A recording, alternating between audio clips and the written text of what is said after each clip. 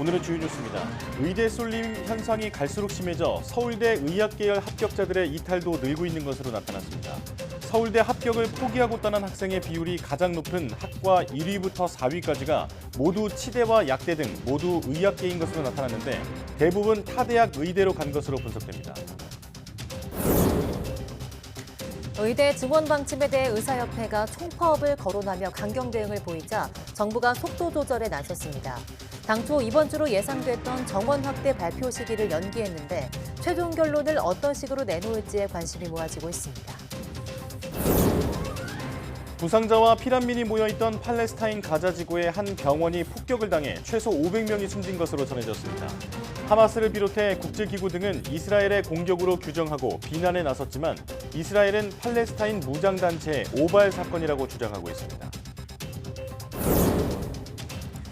지난해 12월 급발진 의심 사고로 12살 어린이가 숨진 사건과 관련해 경찰이 운전자인 할머니에 대해 혐의가 없다며 불송치 결정을 내렸습니다. 운전자 과실이 있을 수 있다는 취지의 국과수 감정 결과와 배치되는 경찰의 결정으로 매우 이례적으로 평가되고 있습니다. 미국이 중국을 겨냥한 반도체 수출 규제를 강화하기 위해 통제 대상을 크게 늘렸습니다.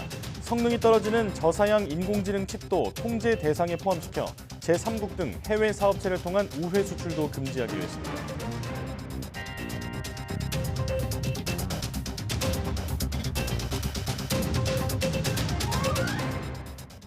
여러분 안녕하십니까? 사이언스 투데이 시작합니다. 의대 쏠림이 심해지면서 서울대조차 중도 포기자가 늘고 있습니다. 이공계는 물론 같은 의학 계열 내에서조차 의대를 쫓는 현상이 심해지고 있는데요. 의사 증원과 더불어 인재 양성 전반에 대한 대책이 함께 제시돼야 한다는 지적입니다. 김현아 기자입니다. 어떤 대학이든 몇 수를 하든 무조건 의대로.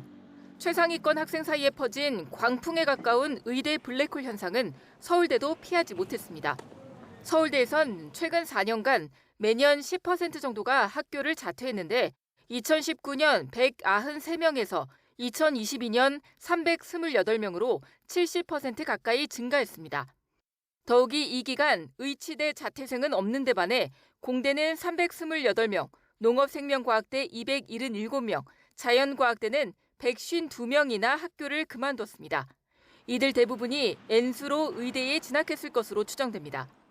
거의 압도적으로 의대를 가려고 하죠. 아, 지방이라도 서울에 좋은 대학교 돼도. 지방이라도가 아니라 어디든 가죠. 대부분의 학생들 입장에서는 비교 대상이 아니에요. 수입이 보장되고 정년이 없는 것이 가장 강점인데 이공계학과에 가면 그걸 보장을 못하잖아요. 의대 쏠림 현상은 심지어 같은 의학 계열 내에서도 심각한 수준입니다. 서울대에 합격하고도 다른 대학에 간 학생 비율을 보면 1위부터 4위까지가 모두 의학 계열인데 서울대 치대조차 평균 3명 가운데 1명 넘게 등록을 포기했습니다. 치과 의사와 달리 일반 의사는 진료 과목에 제한 없이 소위 돈 되는 과는 모두 개설할 수 있어서란 분석인데 정부가 의사 증원과 함께 인력 양성 대책을 함께 내놔야 한다는 지적이 나옵니다. 의대로만 쏠리는 현상 이거 계속 방치하면 학문도 문제겠고 산업과 경제까지 위기가 초래될 수밖에 없지 않을까 싶은 생각입니다. 국가 성장 동력을 확보할 수 있는 균형 있는 인재 양성 정책 수립을 서둘러야 한다고 생각합니다. 더불어 의대 증원 역시 목표한 대로 지역과 필수 의료 확충 성과를 내려면 지역 의료인을 제대로 키워 정착시킬 수 있는 종합 대책이 함께 필요하다는 조언입니다. YTN 김현아입니다. 정부의 의대 증원 방침에 대해 의사협회는 예상대로 총파업을 거론하며 강경하게 대응하겠다고 나섰습니다. 정부는 일단 확대폭에 대한 발표를 연기하고 의대별 수요조사 등을 통해 명분 쌓기에 나설 것으로 보입니다. 김혜은 기자입니다. 의사협회는 정부가 의대 증원 방침을 일방적으로 밀어붙이고 있다고 주장하고 있습니다. 그러면서 협의 없이 확대폭을 발표할 경우 3년 전보다 더한 파업에 나서겠다고 으름장을 놨습니다. 정부가 예정대로 의대 정원 확대 방안을 일방적으로 발표한다면 이는 명백한 구사 의정 합의 위반이며 2020년 파업 때보다 더 큰 불행한 사태가 나올 수 있음을 경고합니다. 애초 이번 주 파격적인 의대 증원 발표를 검토하던 정부는 일단 속도 조절에 나선 모습입니다. 지역별, 의대별로 의대 인력 수요를 면밀하게 조사해 구체적인 밑그림을 짜겠다는 겁니다. 정부가 추진하는 대로 2025 학년도부터 의대 정원을 늘리려면 적어도 내년 4월까지는 교육부에 증원 계획을 알려야 합니다. 정부 관계자는 보건의료정책심의위원회에서 의료계를 포함한 각계와 확대폭을 논의할 예정이라며 당장 이달 안에 결론 내기는 어렵다고 전했습니다. 의대 정원 추계는 오래 걸리지 않겠지만 의료 공백 해소 방안까지 고려해서 확대폭을 결정해야 하는 문제가 있습니다. 기존에 이루어진 연구들이 있으니까요. 그 연구 결과들을 재분석하면 가능한 일이죠. 근데 이제 문제는 늘어난 정원이 필요한 분야에 가서, 그러니까 응급 환자 보고 지방에서 환자 보는 데 가야 하잖아요. 그렇게 하려면 지금 의료 시스템을 정말 대대적으로 뜯어 고쳐야 되거든요. 정부는 의대 정원 확충을 전제로 필수 의료와 국립대병원 지원 방안을 통해 의사협회 달래기에 나설 걸로 보입니다. 하지만 대폭 확충이라는 방침은 확고해서 의사협회와 합의점을 찾기는 쉽지 않아 보입니다. YTN 김혜은입니다. 의과대학 전임교원 1명당 학생 수가 2명이 채 안 돼 로스쿨의 4분의 1 수준으로 나타났습니다. 보건복지부가 국민의힘 이종성 의원에게 제출한 자료를 보면 지난해 전국 의대 전임 교원은 11,000여 명이고 학생 수는 18,000여 명으로 전임 교원 1명이 담당한 학생 수는 평균 1.6명이었습니다. 특히 울산대 의대의 경우 학생 수는 240명인데 전임 교원은 650명으로 2배 넘게 많았습니다. 법학전문대학원 로스쿨의 경우 전임교원 1인당 학생 수가 평균 7.6명으로 의대보다 4배 넘게 많았고 약대도 전임교원 1인당 학생 수는 14.9명으로 나타났습니다. 우리나라 30대 남성 2명 가운데 1명은 비만인 것으로 나타났습니다. 질병관리청이 지자체별 자가보고 비만율 현황을 분석한 자료를 보면 지난해 국내 성인 비만율은 32.5%로 1년 새 0.3%포인트 올랐습니다. 특히 남성 비만율이 40.2%로 여성의 22%를 크게 웃돌았고 30대 남성 비만율은 51.4%로 가장 높았습니다. 30대 남성은 20대보다 운동을 덜 하는 데다 본격적으로 직장 생활을 하면서 술을 마시거나 장시간 앉아있기 때문인 것으로 분석됩니다. 여성은 50대 22%, 70대 30% 등 연령대가 높아질수록 비만율이 높아지는 양상을 보였습니다. 시도별로는 제주도가 36.5%로 가장 높았고 세종이 27.7%로 가장 낮았습니다.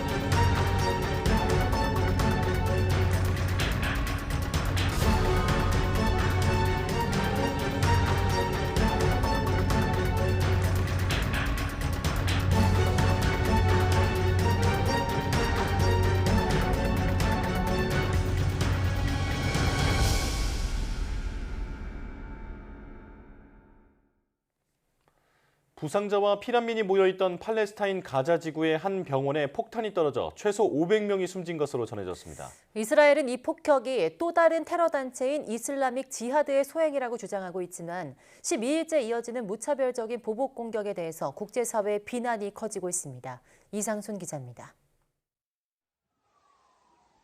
가자 지구의 알-아흘리 병원이 아수라장이 됐습니다. 부서진 건물에서 화염이 치솟는 가운데 사망자와 부상자가 쉴 틈 없이 실려 나옵니다.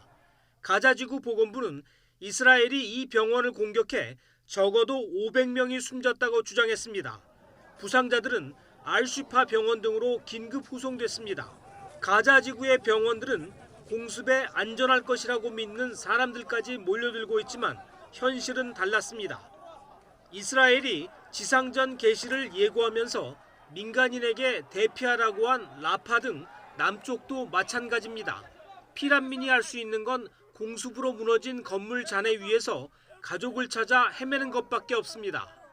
야 رب منك يا رب يا رب منك يا رب يا رب يا رب قتل اطفالنا يا رب والله يا رب حذرونا. 이스라엘군은 현지 시간 17일 하루 동안 200곳을 타격하는 등 지금까지 가자 지구에서만 5,000곳 넘는 목표물을 타격했습니다. 이스라엘은 하마스 최고 지휘관 중 하나인 아이만 노팔 사령관을 제거하기도 했지만 무차별 공격에 대한 국제사회의 비난이 갈수록 커지고 있습니다.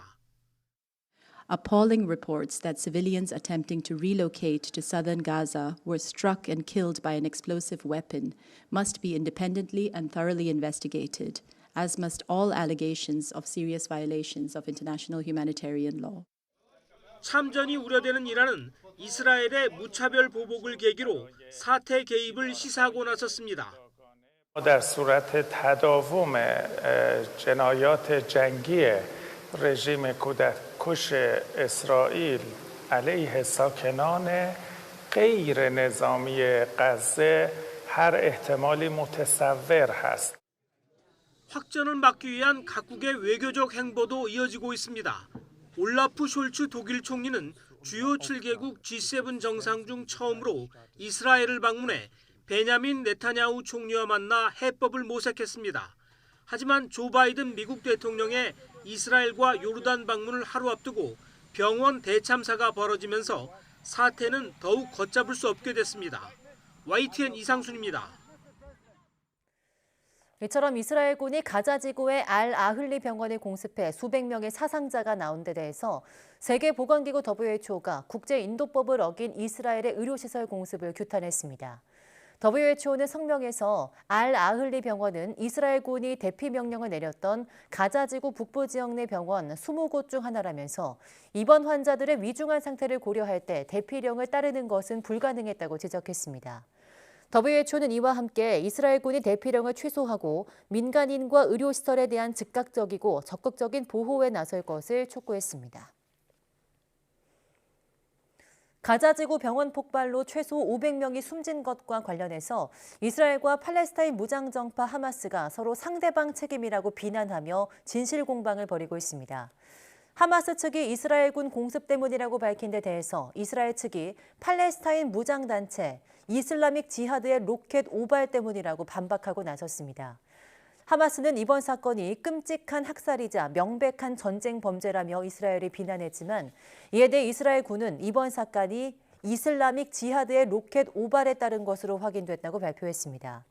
이슬라믹 지하드는 이스라엘군의 발표에 대해서 거짓말이라고 부인했다고 AFP 통신은 전했습니다.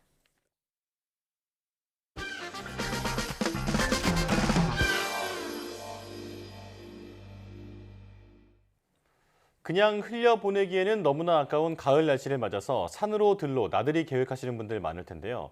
올 가을엔 좀 더 스케일이 큰 나들이를 해보시는 건 어떨까요? 사람은 물론 우리가 사는 지구도 하나의 점에 불과할 만큼 광활한 우주를 체험할 수 있는 곳, 바로 천문대인데요. 풀벌레 소리 가득한 산꼭대기에서 무수히 많은 별들을 만나는 천문대를 과톡이 먼저 찾아봤습니다. 함께 보시죠. 때는 며칠 전 과톡 촬영일이었다.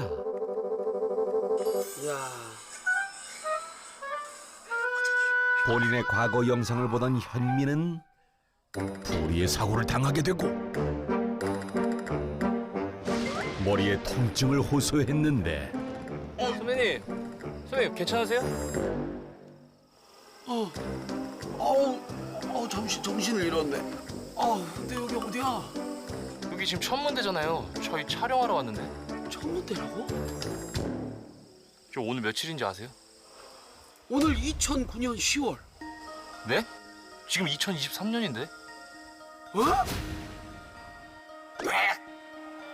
이거 몽미. 오나전 깜놀. 아하, 이건 무언가 잘못돼도 심하게 잘못된 듯. 선생님 지금 빨리 정신 차리세요. 지금 촬영 가야 돼요. 지금 촬영하는 거야? 오늘? 예. 네, 여러분 반갑습니다. MC 한현민입니다. 하이롱 반가. 자, 우리 친구들 오늘도 잘 지냈나요? 예, 제가 오늘 또 여러분과 신비한 과학의 세계로 함께 가보도록 할 텐데요. 그럼 내가 하나 둘 셋 하면 뿅 하면 사라질 거예요. 우리 친구들 절대 놀라지 마요. 자, 갑니다. 캡숑 신나는걸? 하나 둘 셋 뿅. 선생님 지금 뭐 하시는 거예요? 아이 친구가, 야 너 프로면서 이런 것도 몰라? 이렇게 뿅 하면 이제 그 위치에서 뿅 하면 나타나는 거잖아. 요즘 제일 핫한 트렌드잖아. PD들이 이거 하면 막 난리 나요. 오늘 촬영 가능할까? 아무튼 오늘 찾은 곳은 경기도 양주에 위치한 우주센터. 천문 관측뿐만 아니라 다양한 우주과학을 체험하고 배울 수 있는 곳인데요. 이곳에서 만나볼 첫 번째 전시물은 바로 이겁니다. 울퉁불퉁한 지면을 돌아다니는 자동차들? 뭐야? 뭐 달 관련된 것 같은데? 아유 안녕하십니까? 딱 봐도 여기에 관련된 분이신 것 같아요. 본인 소개 좀 부탁드리겠습니다. 네, 저는 소암 스페이스 센터 교육팀에서 근무하고 있는 이동주입니다. 네, 반갑습니다. 지금 뒤에 있는 이곳, 이거 뭘 하는 곳인가요? 지금 이곳은 달의 남극 지형을 11만 분의 1 크기로 축소를 해서 제작이 된 겁니다. 그럼 네. 실제 지금 달에 있는 남극 지형을 그대로 이게 재현을 해놓은 거군요. 네, 맞습니다. 이야, 지금 보니까 저쪽 보면 뭘 이렇게 지금 퍼 나르네요. 저 뭘 나르는 거예요? 네, 이제 그 달에서 기지를 만들기 위해서는 기지를 만들 재료가 필요하잖아요. 그렇죠. 네, 근데 이제 다 기지를 만들 때 필요한 재료를 지구에서 전부 다 가져갈 수가 없기 때문에 그렇죠. 네, 달에 있는 자원들을 활용을 하게 됩니다. 지구에서 설계도만 전송하면 달에 있는 월면토를 활용해 달 기지에 쓰일 건축 자재를 생산할 수 있다는데요. 이는 우리나라가 개발한 기술로 최근 월면토와 흡사한 흙으로 벽돌을 만드는 데도 성공했답니다. 본격적인 달 기지 건설이 시작되면 쓰일 기술들. 바로 이곳에서 시뮬레이션을 해볼 수 있는데요. 모은 월면토를 직접 조종에 옮기고 건축 자재를 만드는 곳으로 가져간 뒤 3D 프린터로 기지를 만드는데요. 내가 원하는 모양으로 설계해 볼 수도 있답니다. 오, 그러면 저도 한번 기지를 만들어 볼까요? 네. 자, 우선 이게 지나가는 길 하나 두고 이제 메인 안방 왠지 동그란 게 하나 있었으면 좋겠어요. 하지만 뭔가 어두운 선생님의 표정? 아하. 여기에 요거만 하나 더 넣어서 끝내겠습니다. 자, 나름 공간 활용을 좀 했습니다. 그죠? 네. 네네. 디자인은 괜찮습니까? 네, 완벽합니다. 진심이에요? 네, 진심입니다. 예. 일단은 나를 안 보고 얘기를. 일단 만드신 것을 이제 3D 프린터 이제 곧 만들기 시작을 할 겁니다. 설계도를 입력하자 15분 만에 기지가 뚝딱. 자, 지금부터 한현민 기지를 공개합니다. 따라라라따 따라라라. 여기 좋네. 여기가 내가 볼 때는 요 배산 임수 지역이에요. 요 분지. 근데 제가 요거 이제 체험도 하고 막 이러면서 궁금한 게 하나 있었어요. 네. 아까 보니까 여기가 남극 지형이라고 했잖아요. 네, 맞습니다. 왜 하필 남극 지형에 이렇게 다들 주목을 하는 겁니까?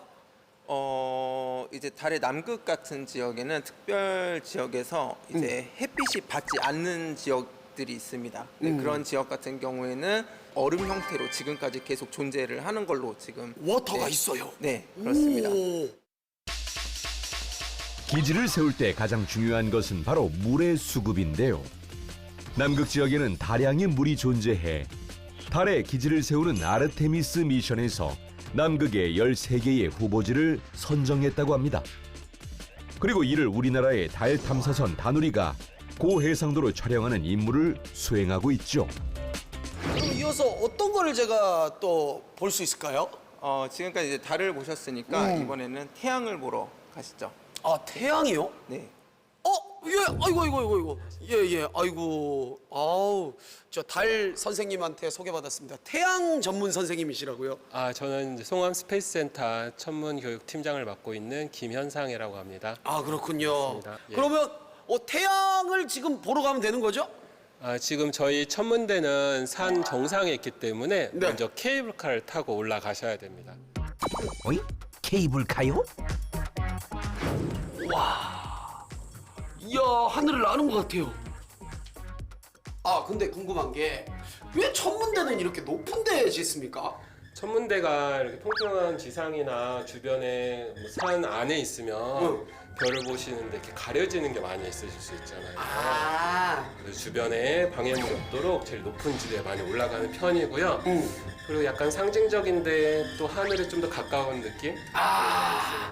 좀 더 가까운 하늘에서 관측을 해라. 그렇죠. 공기, 대기의 영향도 좀 받기 때문에 아무래도 천문대는 가장 높은 지대에 지어지게 됩니다. 드디어 도착한 정상. 아쉽게 날씨가 좀 비가 와가지고 지금 여기 천문대는 지금 구름 안에 천문대가 있는 거예요? 예, 지금 거의 구름 높이랑 똑같고요. 그래서 여기 뒤에 보시면 큰 관측실 지붕이 지금 뚜껑이 다 덮여 있는 거예요. 우와. 관측실에 문이 열립니다. 자, 그러면 망원경을 한번 움직여 봐야 되겠죠. 그렇죠. 이제 돔을 열었으니까. 이제 망원경이 금성 방향으로 직접 한번 마우스로 이동만 탁 눌러주세요. 금성 위치로 이동을 하는 거예요, 자동으로? 자동으로 현재 시간의 금성을 계산을 해서 움직이고 있는 금성을 따라가는 중. 하하, 완전 울트라 캡숑 짱 신기함. 금성 위치에 맞추고 관찰을 해보는데. 뭐가 보이시나요? 오, 하얗게? 이게 다 수증기 구름이에요. 하지만 맑은 날에는 이렇게 달처럼 생긴 밝은 금성을 관측할 수 있습니다. 이어서 찾은 다음 관측실. 자, 이곳은 태양을 보는 곳이라고 하는데요. 그럼 여기 있는 망원경들은 전부 다 태양을 관측하는 망원경인가요?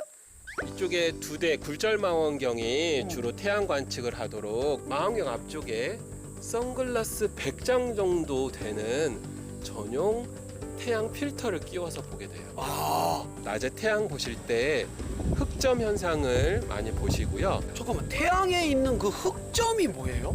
태양 흑점은 아까 태양 표면 온도가 6000도라고 말씀드렸잖아요. 근데 간혹 그 6000도를 유지하지 못하고 5000도 정도로 약간 낮아지는 지역이 존재하게 돼요. 그러면 거기가 좀 더 어두워지면서 까만 점이 생깁니다. 그걸 흑점이라고 부릅니다. 흑점 외에도 태양이 분출하는 불기둥, 홍염을 관찰할 수도 있습니다. 이곳이 그러면 아까 말씀하신 그 공간이 맞습니까? 예, 날씨가 흐려서 오늘처럼 관측이 안 되는 날은 4대의 망원경을 대신 맑은 날씨에 직접 촬영을 한 천체 이미지들을 보실 수 있어요. 맑은 날 밤에 관측할 수 있는 천체들. 가상 관측실에서 관찰해 보았는데요. 실제 망원경으로 보는 천체들과 거의 비슷. 지구에서 먼 토성과 목성도 이곳에선 선명하게 볼 수 있습니다. 요즘은 토성과 목성이 잘 보인다니 밤에 가보는 것도 좋겠죠? 멀다고만 생각했던 우주. 하지만 이젠 우리 앞으로 성큼 다가왔습니다. 이번 주말 우주를 한번 느껴보러 가시는 건 어떨까요?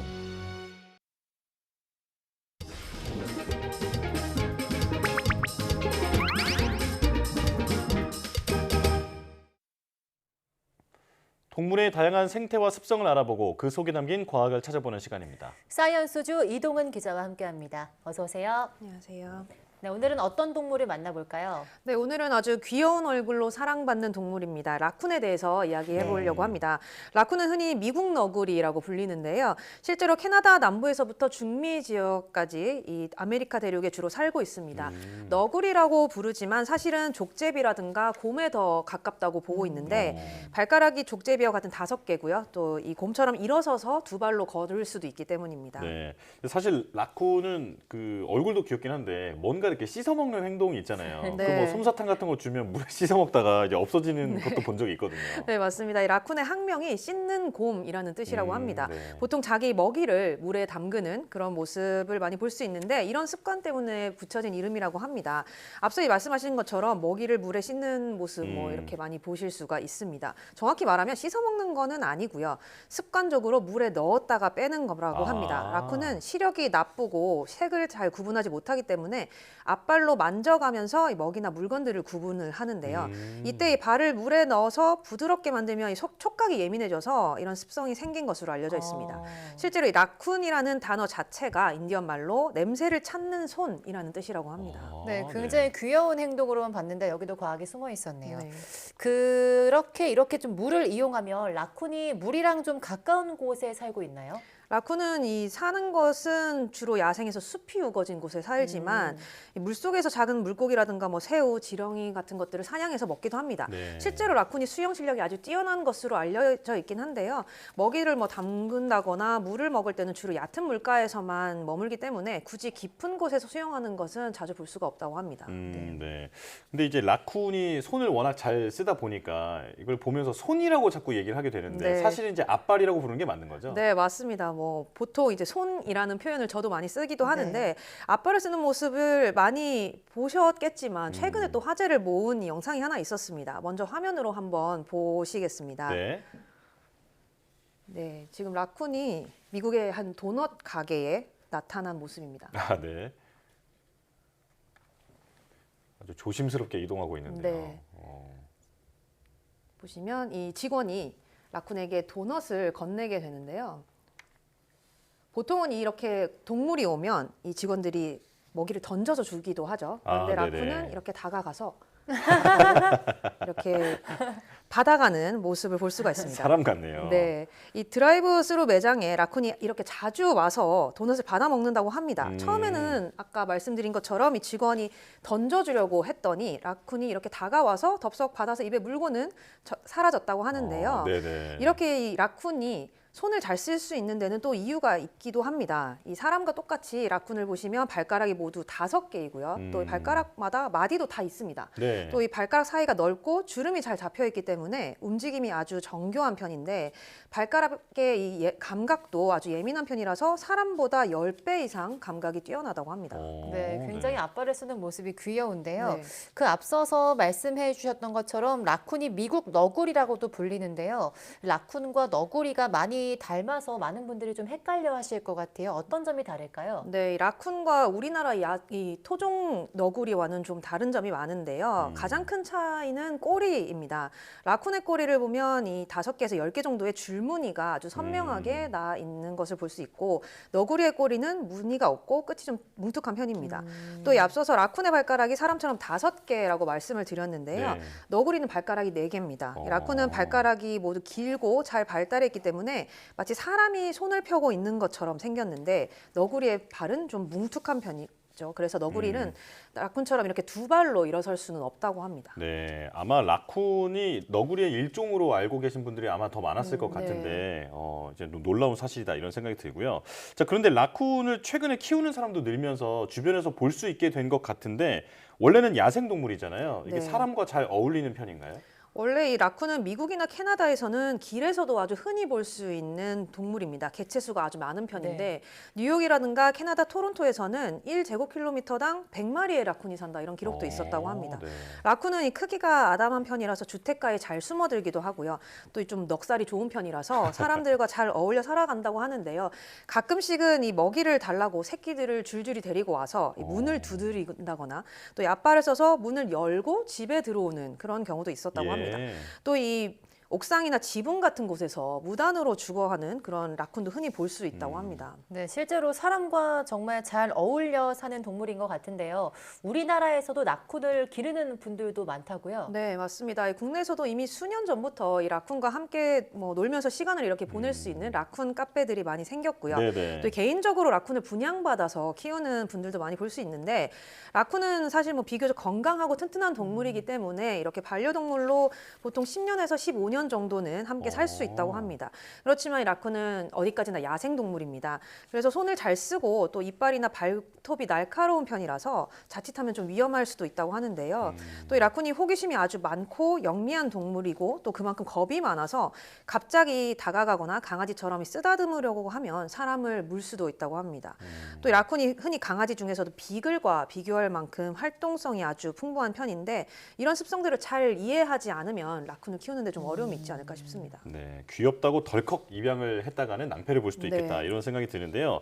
자, 그런데 이렇게 국내에 라쿤 개체수가 많아지면 어떤 생태계적으로 문제는 되지 않을까요? 이 라쿤이 야생에서는 광견병을 옮기는 아주 대표적인 동물입니다. 그래서 미국에서는 사실 라쿤을 유해동물로 지정하기도 했는데 네. 국내에서도 지난 2020년에 라쿤이 생태계 위해 우려 생물로 지정이 됐습니다. 예. 생태계 위해 우려 생물은 이 국내 생태계에 유입될 경우에 안 좋은 영향을 미칠 우려가 있어서 환경부의 관리가 필요하다 이렇게 판단이 된 생물종을 말하는데요. 라쿤이 여기에 최초로 지정이 됐습니다. 네. 라쿤은 이 생태계 위해성 평가에서 2급으로 판정을 받았는데 아직은 이 생태계를 해칠 위험이 보통 정도로 크지는 않은 편이지만 앞으로 이 위해성이 높아질 수 있어서 지속적인 관찰이 필요한 동물이라고 평가를 받았습니다. 실제로 이 환경부에서는 라쿤이 생태계에 아직까지는 미친 영향이 별로 크지 않다 이렇게 봤는데 최근에는 이 라쿤의 개체수가 많아지면서 사람과 더 밀접해지기도 했고요. 또 유기되는 경우도 많기 때문에 인수공통 감염병을 옮긴다거나 또 이 광견병 바이러스의 감염원이 될 수 있다는 점에서 이 생태계 위해 우려 생물로 지정이 됐다고 합니다. 네, 그럼 이제 생태계 위해 우려 생물로 지정된 만큼 어떻게 관리가 될까요? 우선 이 라쿤을 상업적으로 판매할 때는 반드시 지방환경청장의 허가를 받아야 합니다. 또 이런 동물을 생태계로 방출하고 유기하는 것 자체가 불법이 되는데요. 이를 어기면 2년 이하의 징역이나 2천만 원 이하의 벌금이 부과될 수 있습니다. 그런데 안타까운 것은 만일 이 생태계로 이런 라쿤과 같은 동물이 유입될 경우에는 원칙상 폐사시켜야 한다는 건데 동물 입장에서는 무분별하게 우리나라로 들어와서 이 제대로 관리받지 못하고 결국은 죽게 되는 이런 안타까운 경우가 생길 수 있게 되는 거죠. 네, 사실 라쿤의 잘못이라고 할 수는 없잖아요. 네. 그렇다면 이런 문제는 어떻게 해결해야 될까요? 네, 그래서 이 오는 12월부터는 아무나 이 라쿤과 같은 야생동물을 들여와서 동물 카페와 같은 이런 시설을 운영할 수가 없게 됩니다. 기존에는 이 라쿤 카페 같은 야생동물 전시 시설의 경우에 사업자 등록 신고만 하면 영업이 가능했는데요. 법이 바뀌면서 앞으로는 동물원으로 허가받은 곳에서만 야생동물을 전시할 수가 있게 됩니다. 현재 운영하고 있는 동물 카페는 미리 신고를 하면 한시적으로는 몇 년 정도 이 전시 허가를 받을 수 있는데 이 경우에도 이 동물을 전시할 수는 있지만 지금같이 만진다거나 먹이를 주는 것 같은 일종의 체험 행위는 금지된다고 합니다. 네, 그런데 이렇게 되면 지금 운영 중인 동물 카페들이 문을 닫게 될 텐데 그럼 남은 라쿤들은 어떻게 될까요? 네, 이렇게 외래 야생동물들이 갈 곳을 잃을 경우가 생기게 되는데 이런 걸 대비해서 현재 이 국립생태원이 보호시설을 짓고 있다고 합니다. 모두 한 300개 채 정도가 머물 수 있는 야생동물 보호시설을 우선적으로 짓고 있는데 포유류부터 조류나 양서류 등을 모두 보호할 수 있도록 다양한 공간을 마련한다고 합니다. 내년부터는 아마 운영이 시작될 것으로 보이는데 생태에 맞는 환경 조성을 하는 것은 물론이고요. 또 검역이라던가 사육 지침과 같이 세부적인 운영 상황도 지금 차츰 준비 중이라고 합니다. 네, 아마 라쿤을 너구리의 일종으로 알고 계신 분들이 더 많았을 것 같은데요. 사실은 족제비에 가까운 동물인 점 등을 포함해서 새롭게 알게 된 사실이 많았습니다. 자, 이동훈 기자 함께했습니다. 고맙습니다.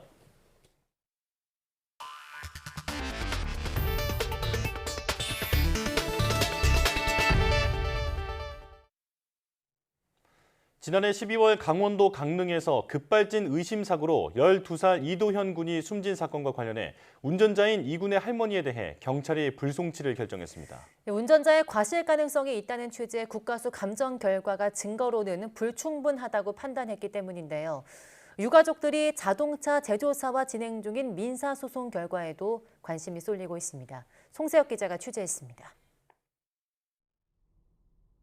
지난해 12월 강원도 강릉에서 발생한 급발진 의심 사고. 이게 안 돼. 도연아. 도연아. 도연아. 이 사고로 뒷자리에 탄 12살 이도연 군이 숨졌고 운전자인 이 군의 할머니 60대 A씨도 크게 다쳤습니다. 하지만 A씨는 교통사고 처리 특례법상 치사 혐의 피의자로 입건됐고 안타까운 사연에 탄원이 전국에서 빗발쳤습니다. 사고 10달 만에 경찰이 A씨에 대해 증거 불충분 등을 이유로 혐의가 없다며 불송치를 통보했습니다. 불송치가 나면 뭐하냐고. 내가 감옥에 간들 불송치가 나든 어떤 결과든 상관없는데 도연이가 없다고 할멈없이 울으시는 어머니 모습에. 앞서 국립과학수사연구원은 제동 계열의 기계적 결함이 발견되지 않았다며 운전자 과실 가능성이 있다는 취지의 감정 결과를 내놨습니다.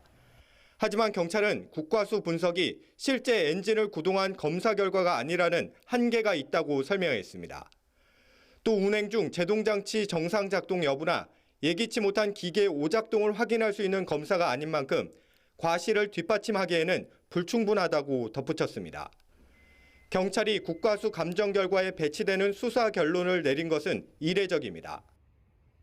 국과수 분석이 미흡하다, 증거로 쓰기에는 부족하다, 이러한 이유를 내세워서 불송치 결정을 한 것은 우리나라 최초인 것 같습니다. 검찰은 경찰로부터 넘겨받은 기록을 검토한 뒤 종결하거나 필요할 경우 재수사를 요청할 방침입니다. 이번 경찰의 불송치 결정은 A씨 측이 책임 소재를 밝혀달라며 자동차 제조사를 상대로 진행 중인 민사소송에도 영향을 줄 전망입니다. YTN 송세혁입니다. 챗 GPT를 비롯한 생성형 AI의 서비스 등장 이후 1년이 지난 요즘 대학가 풍경은 어떻게 달라졌을까요? 어려운 과제 준비는 물론 여행과 연애 상담까지 받을 정도로 의존하고 있지만 여전히 틀린 정보도 많아 주의가 필요하다고 합니다. 윤태인 기자입니다. 대학에서 처음으로 코딩을 접한 윤준상 씨는 과제 준비마다 고민이 많았습니다. 코딩에 오류가 있는지 검증해야 하는데 챗 GPT와 같은 생성형 AI 등장 이후 윤 씨는 부담을 덜 수 있었습니다. 이제 챗 GPT가 그 코드에서 조금 아쉬운 부분이라든지 오류가 날 만한 부분 아니면 조금 더 효율적으로 쓸 수 있는 부분들을 이렇게 추천을 해주는 느낌으로. 복잡한 개념을 쉽게 정리해야 하는 대학원생에게도 생성형 AI는 연구활동에 유용합니다. 공부할 때 이렇게 챗GPT한테 물어보게 되면은 개념들이나 원리 같은 것들에 대한 키워드들을 조금 간략간략하게 정리해서 인터넷에서 일일이 찾아야 하는 정보를 빠른 시간 내에 종합해주는 편리함 덕에 여행 계획과 연애 조언까지 구하는 학생들도 있습니다. 태국으로 여행 갈 예정인데 날씨가 어떻게 되는지를 챗GPT로 물어본 적이 있어. 그 사람의 MBTI를 챗GPT에서 입력하고 그 MBTI 병의 사람들을 어떻게 친해지고. 지난해 생성형 AI 서비스 본격 등장 이후 학생들 반응은 대체로 긍정적입니다. 지난 1학기 한 대학 교양 수업에서 생성형 AI를 활용한 학생 286명을 설문한 결과 도움이 만족스럽다고 답변한 비율은 절반이 넘고 불만족스럽다는 반응은 10명 중 1명에 불과했습니다. 하지만 생성형 AI가 주는 정보를 너무 믿어서는 안 된다는 우려도 여전합니다.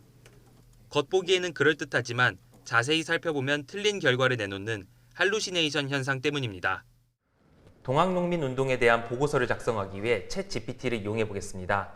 챗GPT에게 동학농민운동의 발발 배경과 경과, 그리고 결과에 대해 알려달라고 요청했습니다. 2차례에 걸쳐 물어봤는데 챗GPT는 일어난 연도와 중심이 된 인물, 배경에서 틀린 결과를 제공한 것으로 나타났습니다. 지난해 11월 수능 수학 영역 문제를 풀어달라고 했을 때도 보기에 없는 엉뚱한 답을 내놓는 등 생성형 AI 오류가 화제가 되기도 합니다. 하지만 결과를 의심하는 학생들은 많지 않습니다.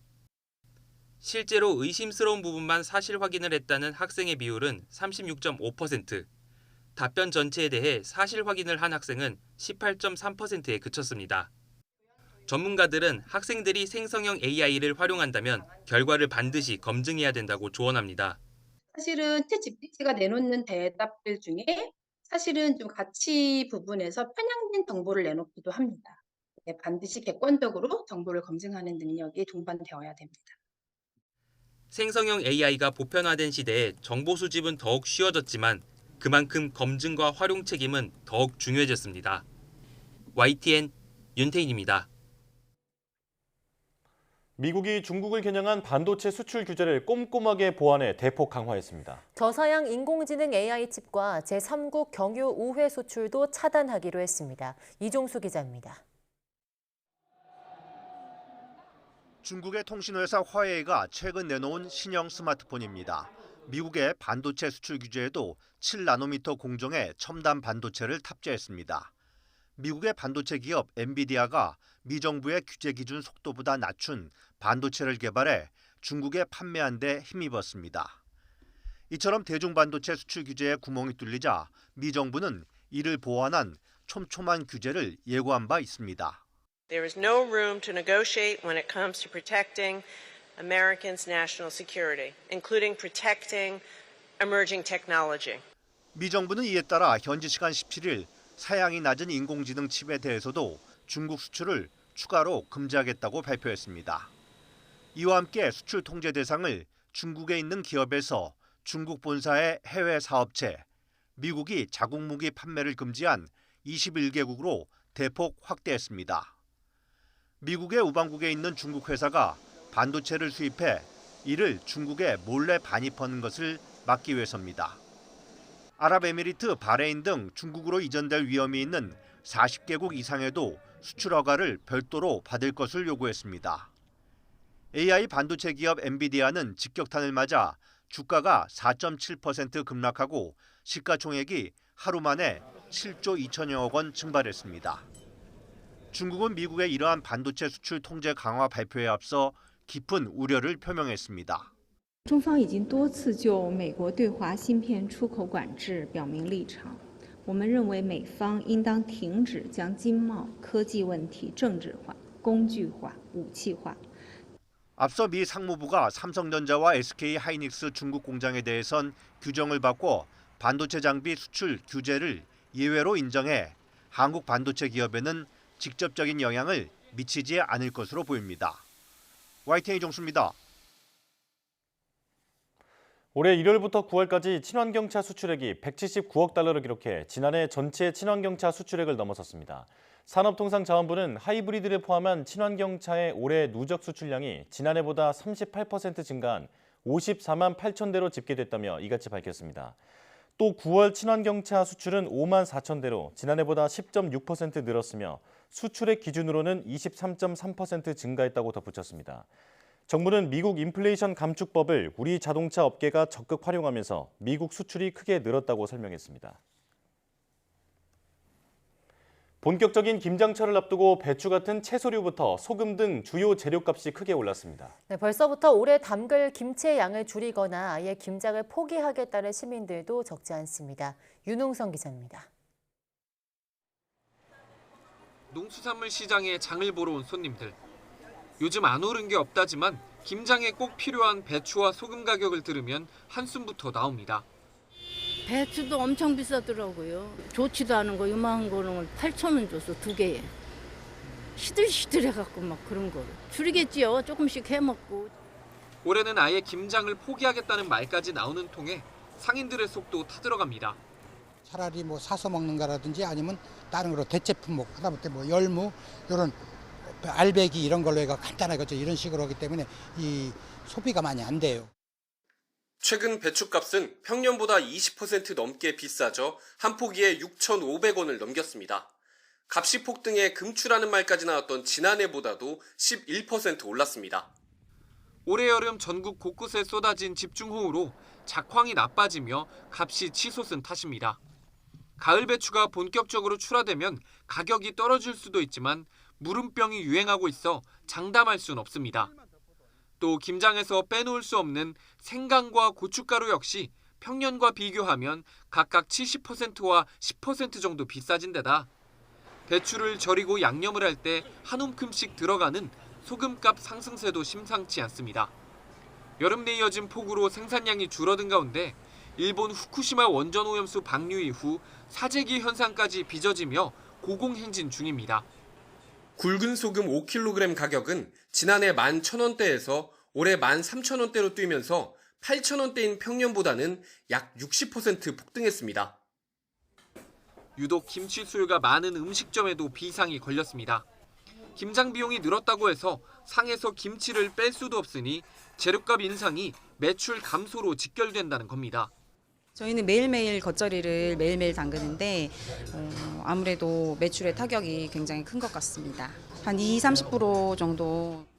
본격적인 김장철을 앞두고 소비자와 상인, 식당 주인까지 모두 시름이 깊어지는 상황. 정부는 이달 말까지 배추 공급량 확대와 할인 지원 등 김장 재료 수급 안정책을 내놓겠다고 밝혔습니다. YTN 윤웅성입니다. 세계 3대 신용평가사 피치가 우리나라 국가신용등급을 AA-로 등급 전망은 안정적으로 유지했습니다.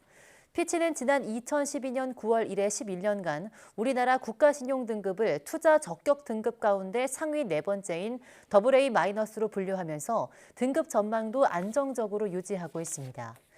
피치는 이번 평가에서 한국 경제의 성장세가 회복되고 정부 재정 건전화 노력에 힘입어 재정 적자 수준도 계속 하락할 것이라며 올해 성장률은 1%, 내년은 2.1%로 전망했습니다.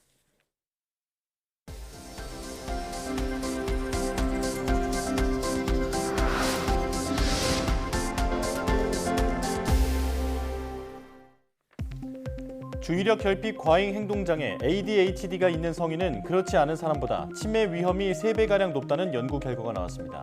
이스라엘과 미국 공동 연구팀은 이스라엘 노인 10만 명 이상을 17년 동안 추적한 결과 ADHD 성인 환자는 ADHD가 없는 성인보다 치매 위험이 2.77배 높은 것으로 나타났다고 밝혔습니다.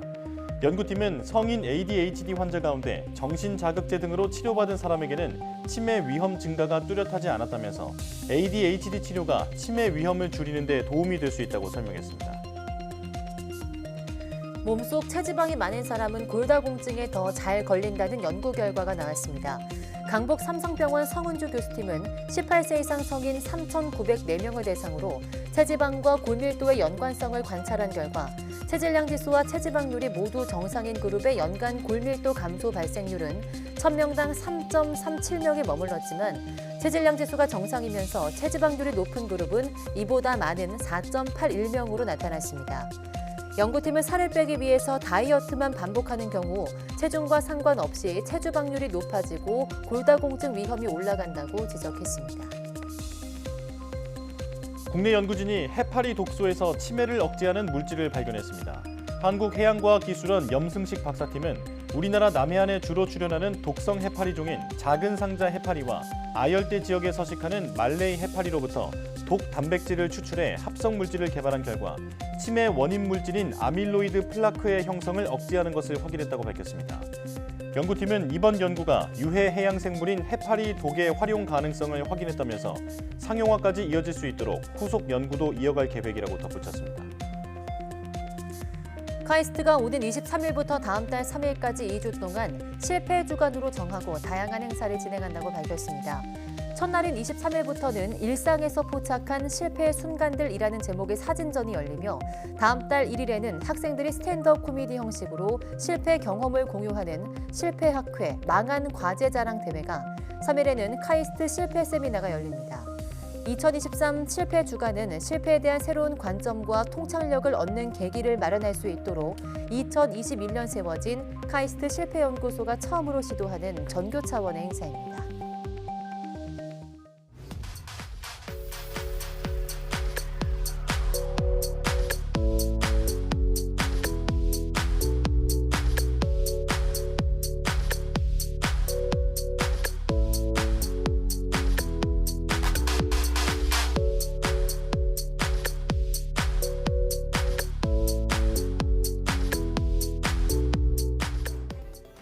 앞서 서울대조차 자퇴하고 의대 입시에 도전하는 학생이 늘고 있다는 소식 전해드렸는데요. 우수한 인재가 한쪽으로 쏠리는 현상은 국가 경쟁력을 약화하는 심각한 문제입니다. 이를 해결하기 위해서는 기초과학과 첨단 분야 등 연구직에도 충분히 매력을 느낄 수 있게 처우를 개선해야 한다는 목소리가 나오고 있는데요. 자신의 자리에 만족하며 일할 수 있는 환경을 만드는 데 머리를 맞대야 할 것 같습니다. 네, 뉴스 마칩니다. 시청해주신 여러분 고맙습니다.